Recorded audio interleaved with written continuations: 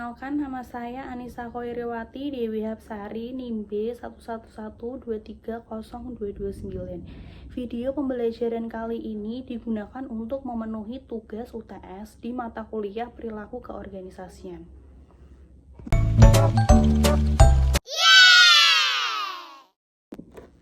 Selanjutnya masuk ke materi. Pengelolaan organisasi. Pengelolaan organisasi merupakan rangkaian atau upaya terencana untuk meningkatkan kemampuan organisasi dalam beroperasi, beradaptasi, dan mencapai tujuan melalui desain struktur dan pengembangan sumber daya manusia, perubahan budaya, serta perbaikan proses kerja dari sistem manajemen kinerja.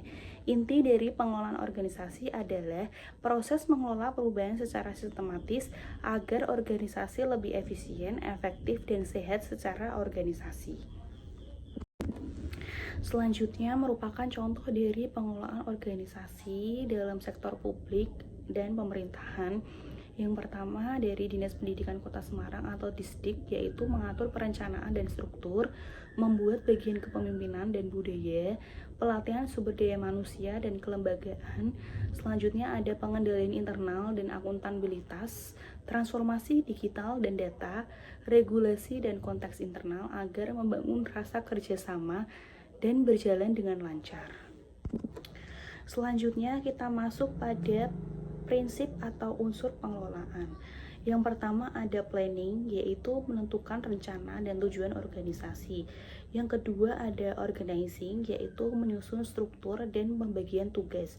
Yang ketiga ada actuating, yaitu menggerakkan agar mengerjakan tugas yang sudah disusun. Yang keempat ada controlling, yaitu mengawasi jalannya kegiatan agar sesuai dengan rencana yang sudah dibuat. Yang kelima ada evaluating, yaitu menilai hasil untuk perbaikan ke depannya. Materi selanjutnya adalah pengembangan organisasi. Pengembangan organisasi merupakan proses terencana dan berkelanjutan untuk meningkatkan kemampuan, kinerja, serta kesehatan organisasi dalam menghadapi perubahan lingkungan, sehingga organisasi tersebut dapat mencapai tujuan secara lebih efektif dan efisien. Contoh dari pengembangan organisasi yaitu dari Dinas Pendidikan Kota Semarang dapat melakukan pengembangan budaya kerja atau work culture yang mendukung kolaborasi lintas satuan kerja serta penerapan manajemen risiko dan tata kelola yang baik. Kita masuk ke bagian kegunaan pengembangan organisasi, yaitu bisa digunakan untuk meningkatkan efektivitas layanan publik yang bertujuan untuk membantu merampingkan alur kerja, mengurangi bottleneck, dan mempercepat pemrosesan layanan kepada masyarakat. Hal ini berujung pada kepuasan publik yang lebih tinggi dan persepsi masyarakat dengan layanan yang lebih baik lagi. Tujuan pengembangan organisasi ada 5. Yang pertama, meningkatkan efektivitas layanan publik. Yang kedua, meningkatkan efisiensi operasional. Yang ketiga, meningkatkan tata kelola akuntabilitas. Yang keempat, ada pengembangan kapasitas sumber daya alam. Yang kelima, ada mendorong inovasi layanan publik. Selanjutnya kita masuk pada bagian faktor penyebab organisasi berkembang. Faktor penyebab organisasi berkembang ada 2, yaitu faktor eksternal dan faktor internal.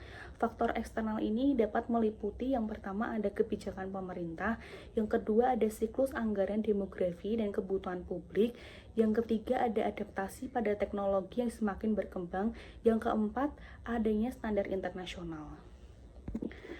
Lalu yang kedua ada faktor internal, yaitu dapat meliputi yang pertama struktur organisasi, yang kedua ada budaya organisasi atau perilaku kerja, yang ketiga ada sistem dan proses internal, yang keempat ada sumber daya manusia, yang kelima ada kapasitas kepemimpinan.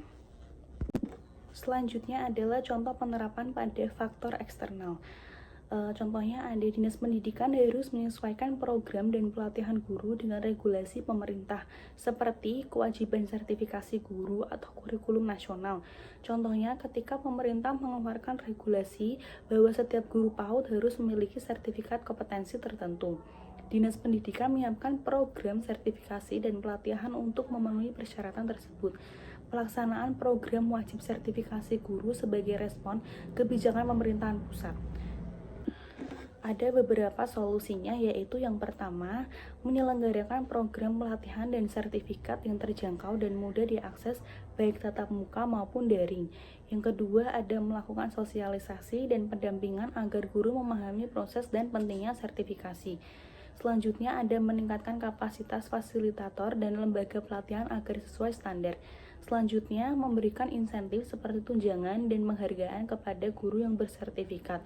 Selanjutnya, ada melakukan monitoring dan evaluasi pelaksanaan program sertifikasi secara berkelanjutan. Selanjutnya, menggandeng pemerintah daerah dan stakeholder untuk dukungan sumber daya. Selanjutnya, memastikan regulasi yang jelas dan konsisten tentang kewajiban sertifikasi guru PAUD.